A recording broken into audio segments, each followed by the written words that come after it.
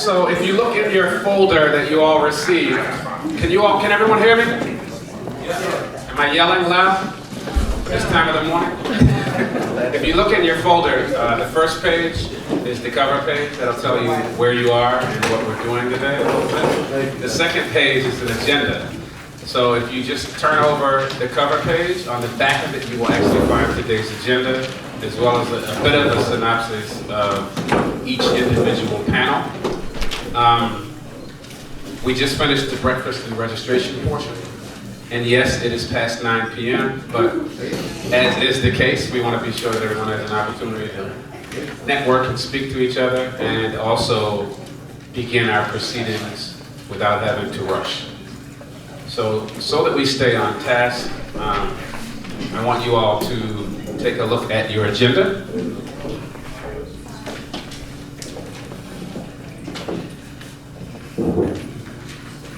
And what you will find on that agenda is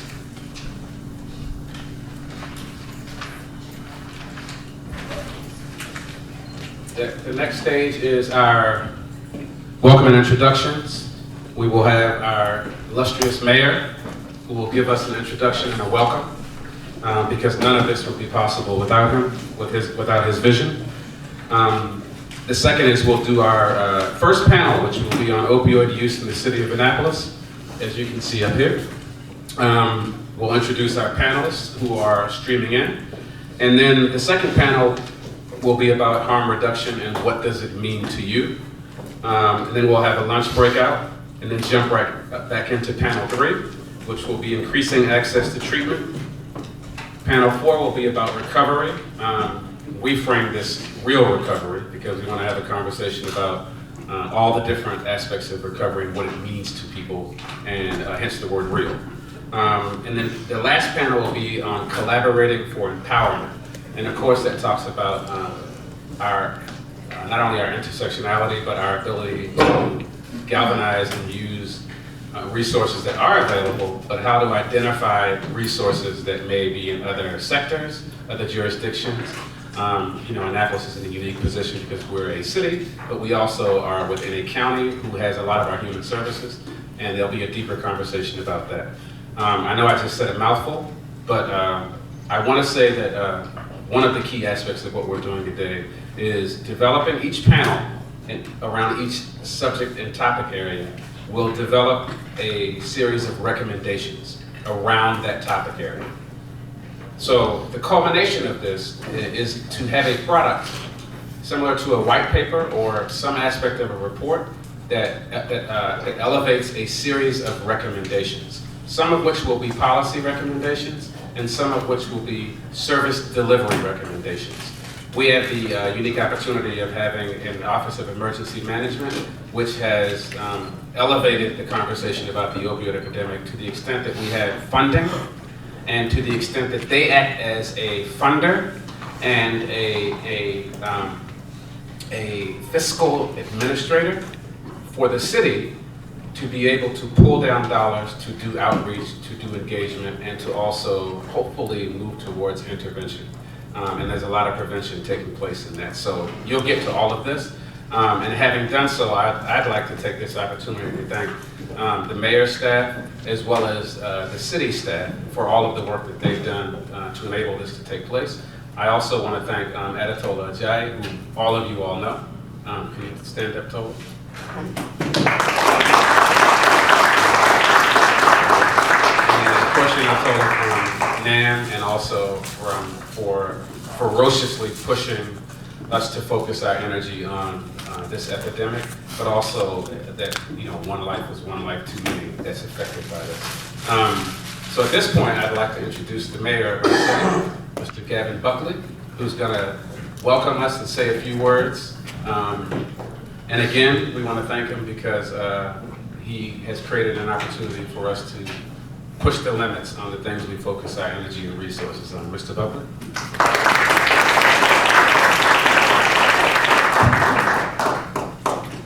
I just want to say a few words, but mainly I want to thank everybody that's in this room. Thank you for caring. We know what this looks like. You know what this looks like. You work on it every day. We know that this stuff is taking our kids, taking our mothers and our fathers, and destroying lives that surround these horrible incidents. So thank you for being here. We know that addiction is not a moral failing. We know that it can happen to every single person, and it's affected lives all around this city. But what this says, it sends a message that the city is here for you when you need it. We are committed to fixing this problem and letting people know that they have somewhere to turn in their darkest hour. So I want to say thank you for everything you are doing. The more things like this that we can do, the more profile we can bring to this epidemic, the better off we will be as a community. So thank you all for being here. I'm looking forward to see the results of this event. Thank you.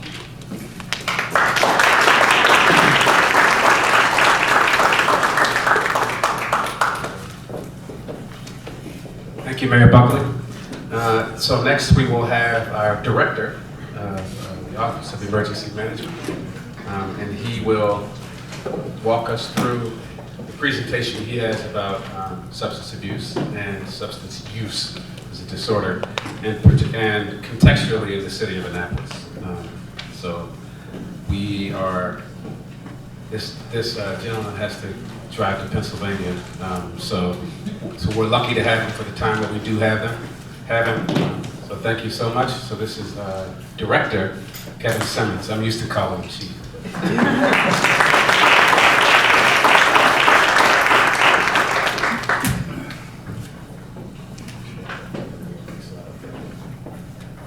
Hold on 1 second, I forgot my notes.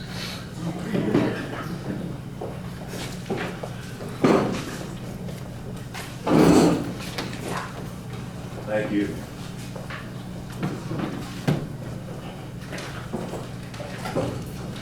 I'm in my 60s, so I need my notes for everything I do. I can't remember anything.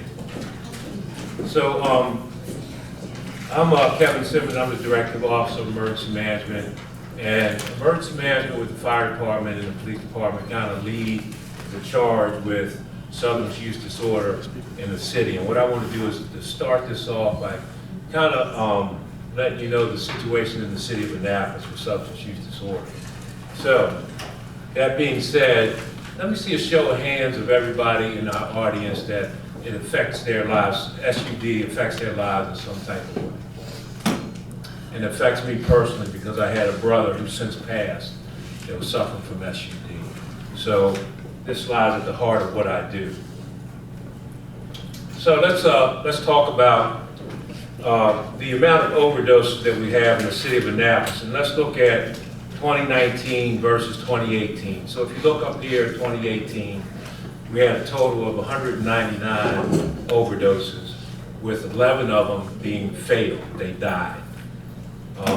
Narcan use in that year, we had 137. That doesn't mean that we gave it 137 times. It could be multiple doses. Like one occurrence could be like 4 doses.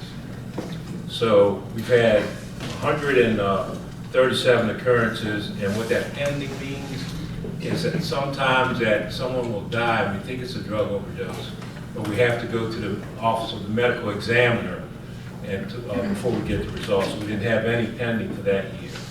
So let's fast forward to 2019. 2019 total overdoses year to date is 147 so far this year. This year, out of that 147, 12 people died.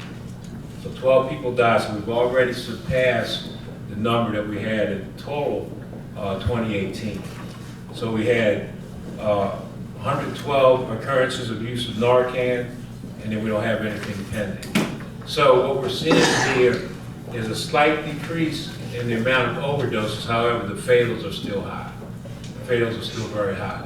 And the 147 might be underrepresented because now that we're training folks out there with Narcan, they're given Narcan, and people are getting up and going about their business.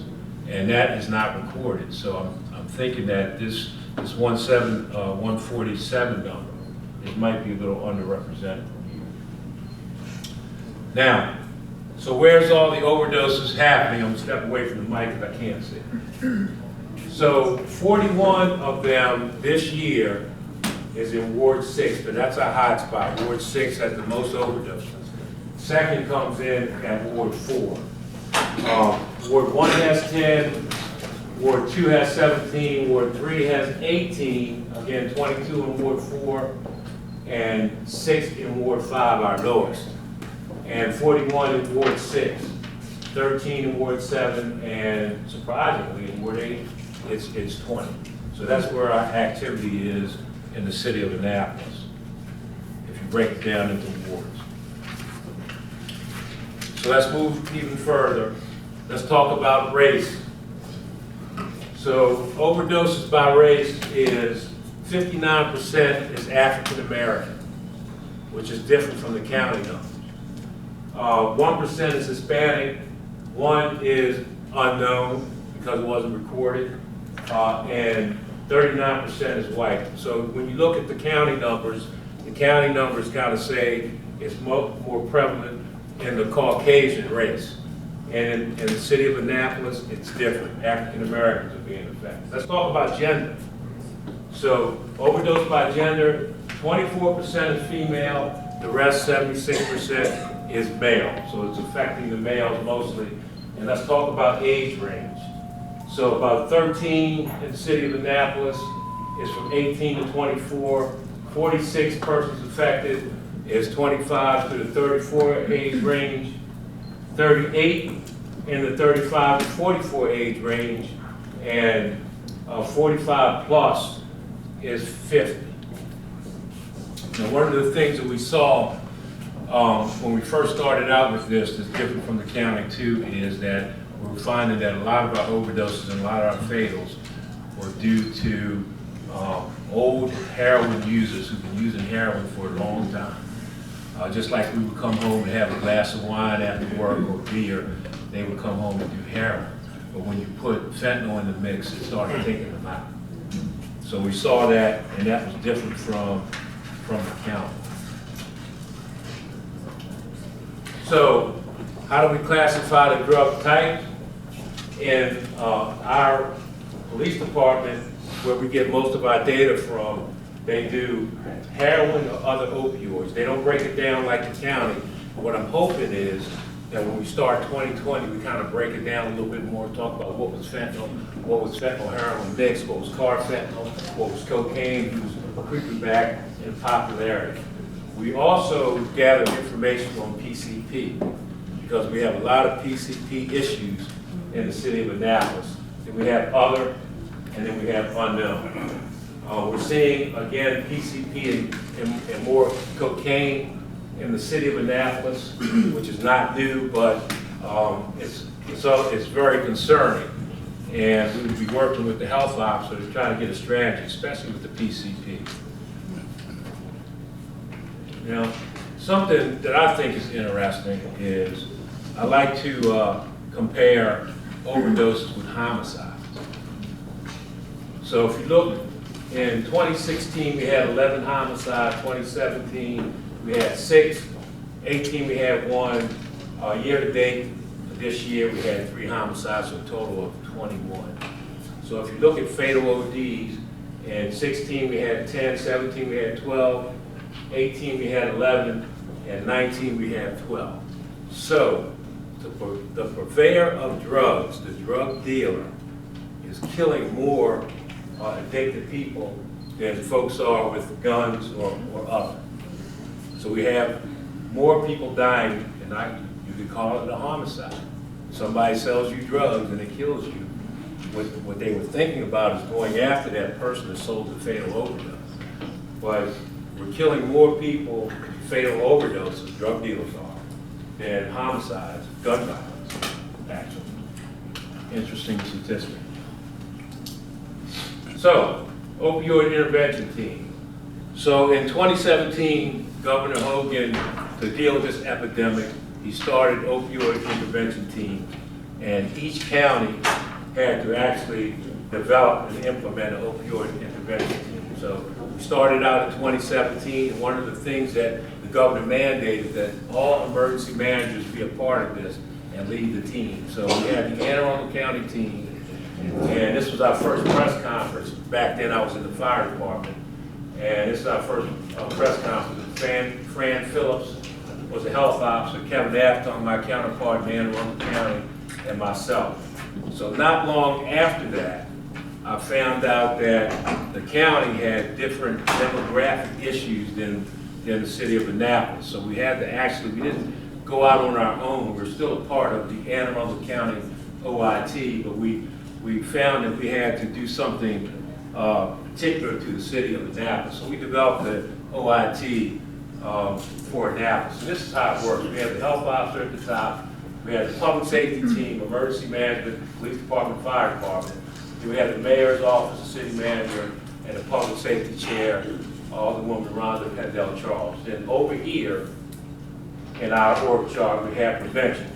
And we're going to talk a little bit about our prevention, which is different from the county. We have the Naptown Anti-Dope movement, Your Life Matters, OD-Free Annapolis. We just have a new prevention program with the police department and the medical return box where they can dispose of their narcotics if they're not using it anymore.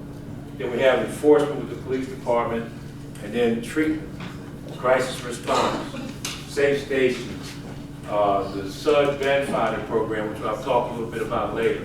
We have recovery houses and treatment centers. And then we go into a category which we're going to talk about in panels today, harm reduction. Right now, we have the fentanyl strip program, and we have Narcan distribution and training, which has been pretty effective. And then what we're looking at is going into the future. We're getting folks into recovery. We don't want them to relapse. We want to support them. So quality of life issues are what we're looking at now.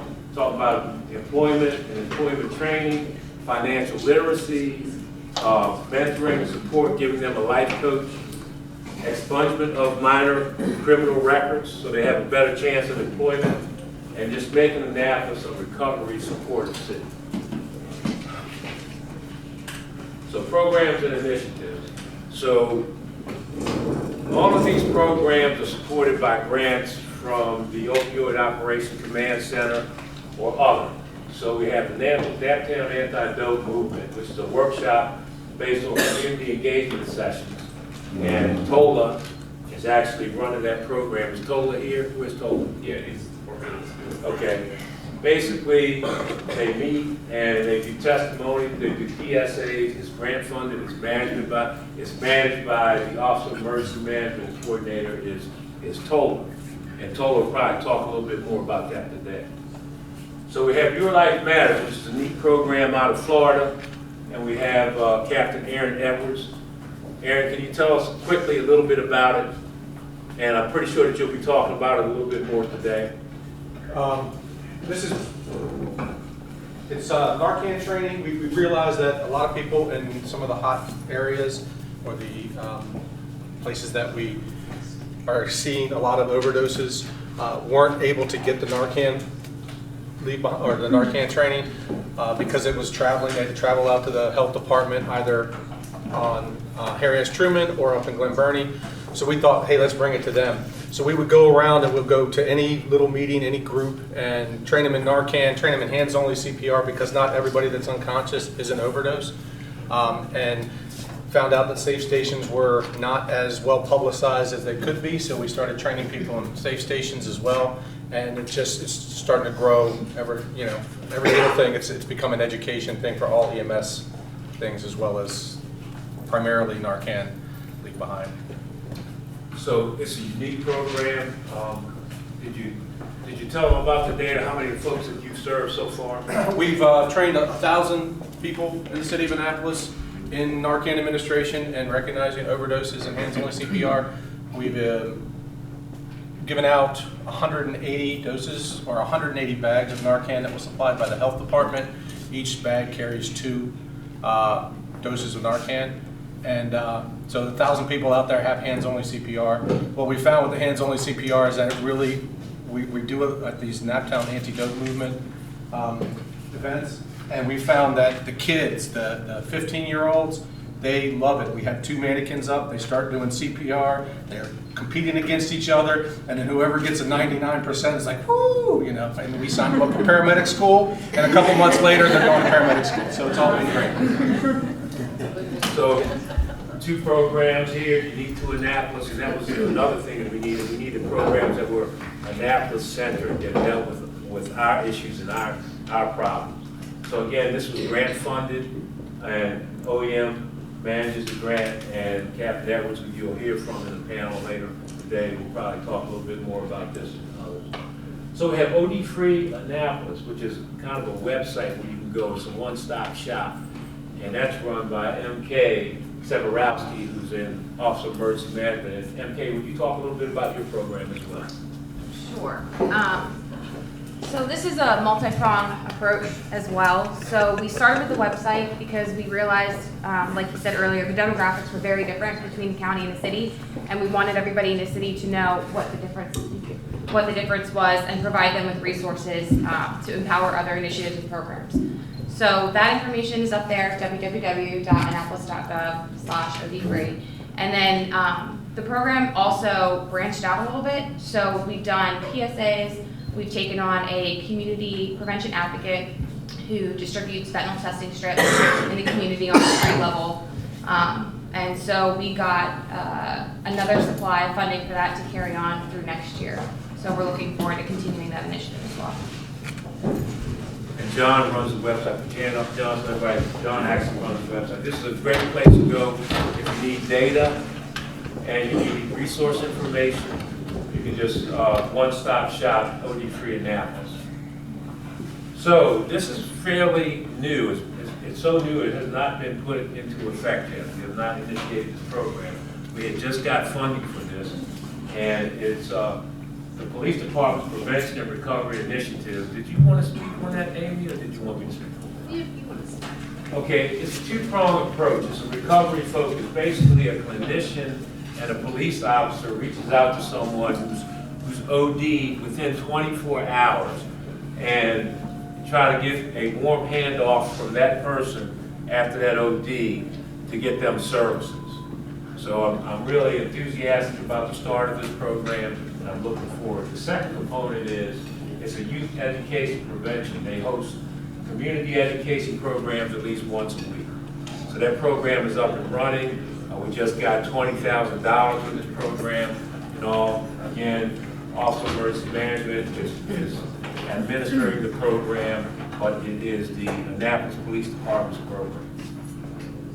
So programs, our harm reduction, fentanyl testing, we were one of the first ones to jump out there with fentanyl strips. I can remember being in the mayor's office saying, hey, I want to do this. Nobody's done it before. So we took it out to the street, and we have a program that distributes that right now. It's a pretty successful program. Narcan Training, as you heard Captain Edwards talk about Narcan Training. I think one of the things that it's been pretty successful. I did read Dorsey. Rita Dorsey, you here? How many lives have you saved already, and you've gotten the training? Excuse me personally too, but we have 2 other people in the community that are actively saving lives. So this is grassroots in the community. She's in Ward 4.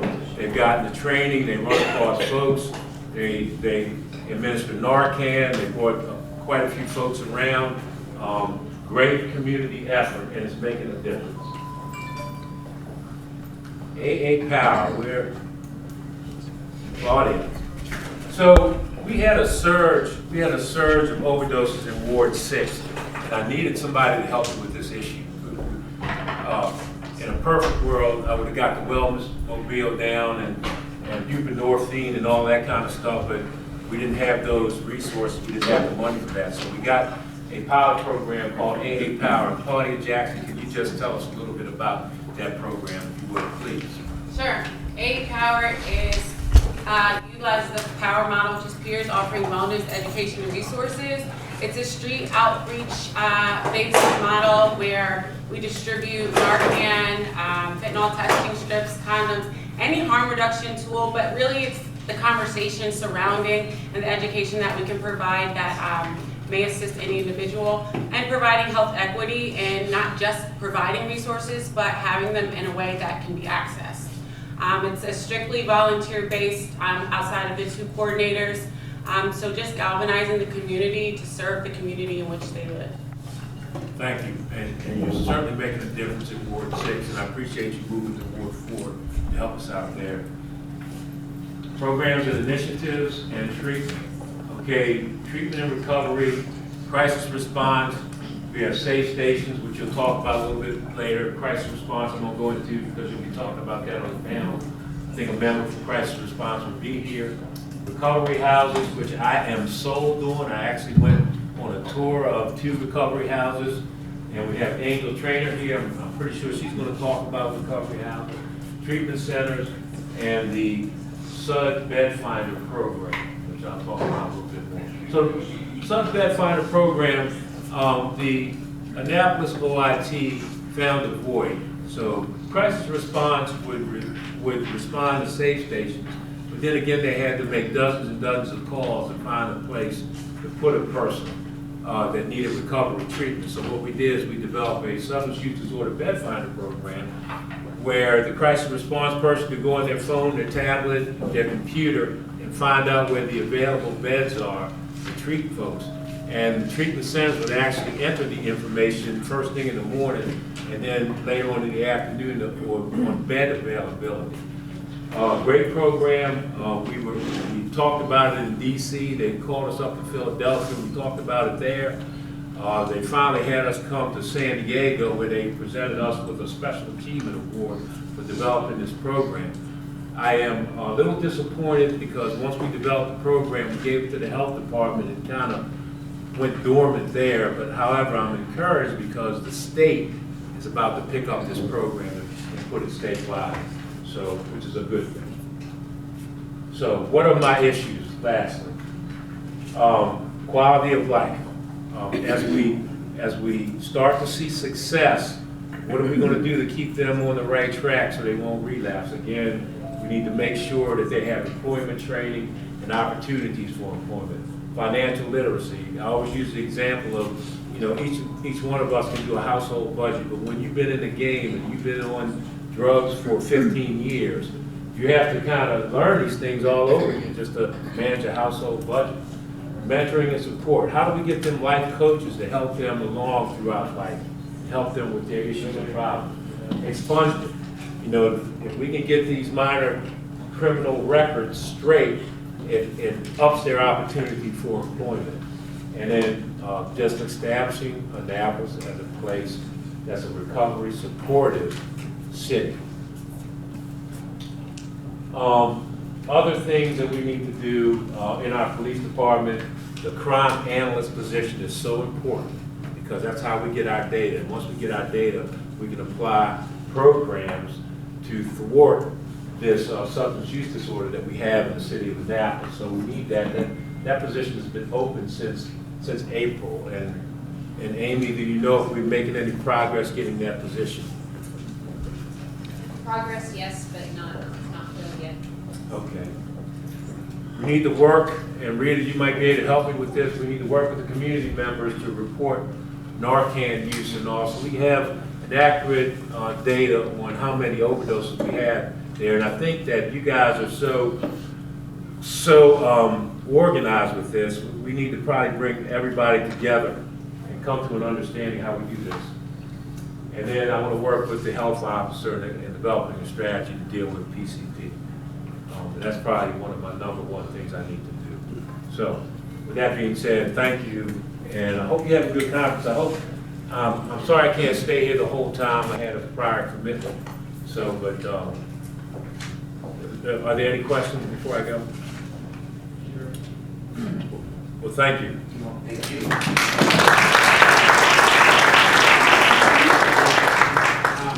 How can people, if there's anyone here that wants to get more involved in the work that you're doing, how can they do so? So you can contact me on, just send me an email, kjsimmons@annapolis.gov. And just tell me who you are, you met me here, and if you have any questions, we'll get you hooked up, we'll get you signed up, we'll get you in the fight. You know, I need foot soldiers. So, again, KJ Simmons, SIMMONS at Annapolis.gov.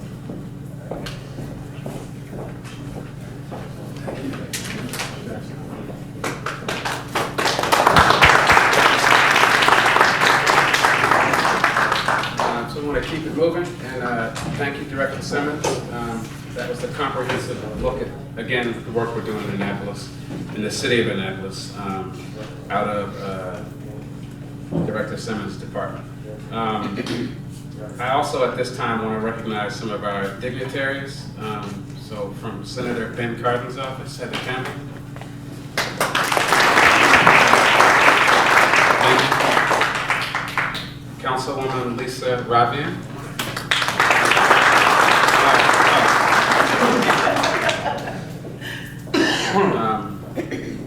Sharon New-Bluges from County Executive Stuart Pittman's office. And the director of our fine and expansive department in the city, Archie Trader. He out there to say that. And actually, as I look around the room, this is a room filled with dignitaries. All of you all are. So if there's anyone that I didn't specifically point out, please forgive me. We also have staff from the mayor's office in the back, who, if you all look to the back, you probably already know Max Huber and Adriana Lee, who is Adetola's counterpart in the mayor's office in the Hispanic Community Services area. And as you know, Adetola does the African American Community Services area, but we all work on one Annapolis because the dream is we don't have to make those distinctions. Hopefully, pretty soon, everybody just gets to do their thing and be who they are and be the best them. So we want to keep this moving. Hillary, I'm sorry. Hillary Raftovich, who's also in the mayor's office. I'm sorry, I stand corrected. And Hillary also is the person, I want all of you all to pay close attention to who Hillary is, because if you have a problem with anything, don't call me, don't call Adriana, don't call Tola, go straight to Hillary, because she handles constituent services. So that's a joke, but I kind of mean it. And I say that because she's really good at her job. She's awesome at her job because the key part of that is being able to immediately connect people to services for what they need, but to also, be a helping ear and a kind ear to respond to their services. And that's kind of the marrow of kind of city government, right? Is people want to be connected to their services. So, Hillary, thank you for being here today. So next up, we have Reverend Carl Butler, who's going to speak with us about some of his observations, but also welcome you all here and give an introduction. And then you'll hear from Adetola Ajayi. Good morning. I'm like a fish out of water because I only came prepared to keep it as real as possible as far as being in the street. So I'll start with this. There were two men. The one we'll call master, and the other one we'll call servant. The master came into the servant's quarter, and he said, "Come on, we're going hunting." And so the servant got up and he said, "Prepare the truck, and let's go. My wife wants some game for dinner table." So as they started down the road, the wheel on the truck started to shimmy. And as the wheel began to shimmy on the truck, the master stopped and said, "We need to fix this wheel." And when the servant and the master began to pick up the truck to set the wheel in place, the Master was pulling and the truck slipped. And then the truck crushed the fingers of the servant. The servant just gritted and gritted. The master stood back and looked at him and said, why do you struggle so hard to say what's on your mind? And just about then, 2 geese flew overhead. The master drew his weapon, he shot the first one. It landed on shore. He shot the second one, and it fell in the creek. And so the master said to the servant, he said, you go get the one out of the creek and I'll get the one on shore. And then as the master turned to go get the geese that he shot, the servant said, hold up, master. He said, I have an answer to your question. And the master turned and looked at him very dumbfounded. And he said, what are you saying? He said, you see that geese on the shore that's dead? He said, that's you. But you see the geese in the water that's struggling for his life? He said, that's what I do every day to make it through this world. I said that to say this. There's a guy here standing before you guys who had a criminal record, as probably as many of you guys in here. That's probably how many convictions that I've had in my youth. And I was well known in the police department and in the community as when you ride by, lock your door. If you see me walking down the street, go back and check your door and your window. Nevertheless, when I grew up and I outgrew my addiction, I felt good about it through Judge Pryor and Miss Nancy Bass, who helped see me through, who gave me chance after chance through their program, the drug court program. And as I was going through the program, Judge Pryor told me that they all said that we're not taking call into the program because he's not going to successfully pass it. And so as I passed the program, and he said when his turn came to speak, he said, Mr. Butler, I want you to notice what I wrote down the first day you came in. He said the first time Mr. Butler failed, we sent him to jail. But because I grew up, I had a determination to do something different, to go the other way. And it was a struggle, like the servant, day by day, to stay straight and go the other way. So what I did was I applied myself to the community. I went out and I found jobs. And every time I found a job, I would find 1 or 2 people that was in the situation that I used to be in. And I would take them to work. I wouldn't counsel them. I would just take them to work and I listened to them talk. And at the end of the day, I probably would have an answer for it. What I'm saying to you guys is that Orange Shop and Orange Community Fellowship Corps is something that I had, and it was people in the street. We didn't know about you guys. We didn't ask about you guys. We had no clue. We thought that we got to do it on our own. At least me. So one day we decided to go clean up this old pasture, this old field. It was myself, Brother Marshall Hall, and about 11 addicts, alcohol or drug addicts, who wanted to change. And we went around passing out flyers to every community, to the police department, everywhere, inviting everybody to come. This is the first rodeo. They told me ain't nobody gonna help you. There's nobody that really cares. You gotta do it yourself. So that day came and we was on the street, and I wanted victory. And I wanted victory not just for me, but for everybody that I knew that was on the street. That day came and it was 1 minute to the time that we were supposed to start the festivity.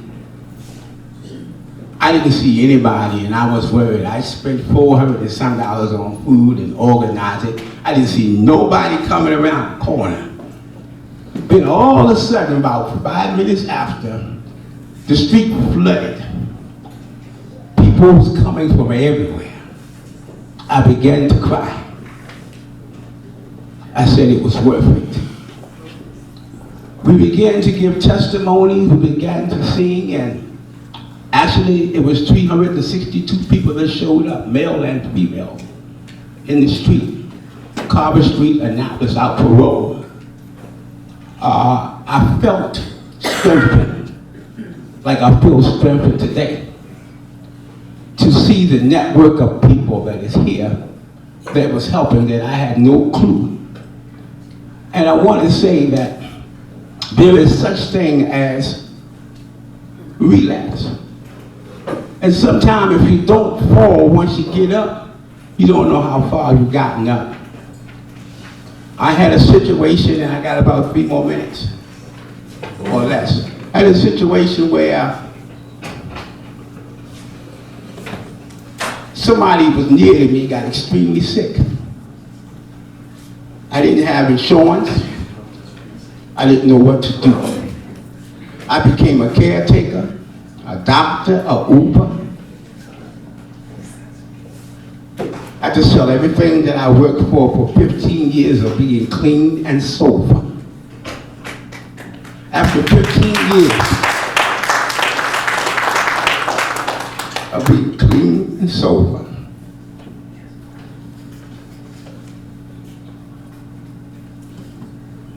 it's difficult to have a mate that you love, and all of a sudden, you don't know what to do.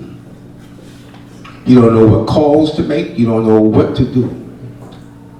And as a caretaker, I had to quit my job or stop going to work. I had to sell everything that I labored for when I became sober to take care of this person.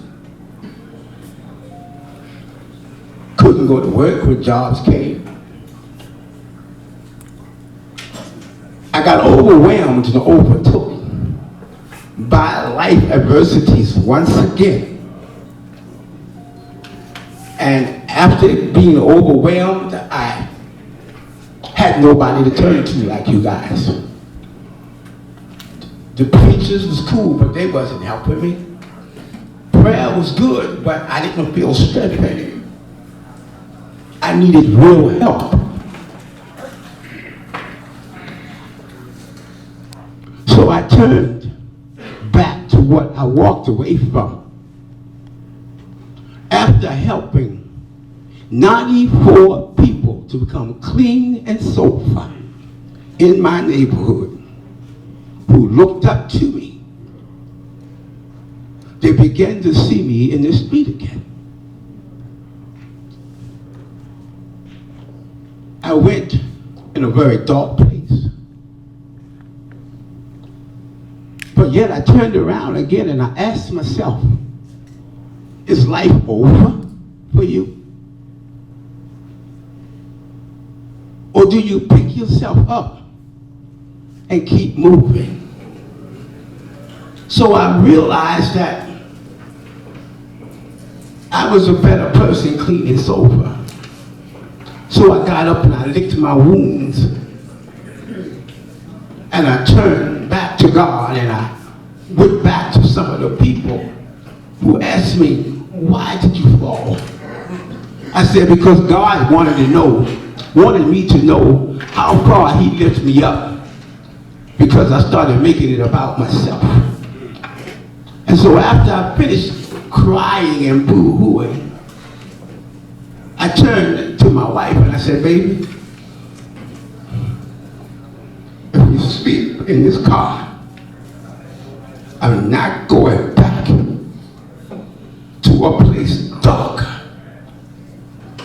where there's no light and nothing but hell, there is a way out.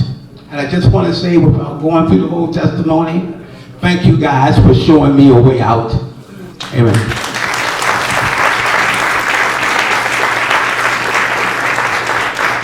Thank you, Mr. Butler.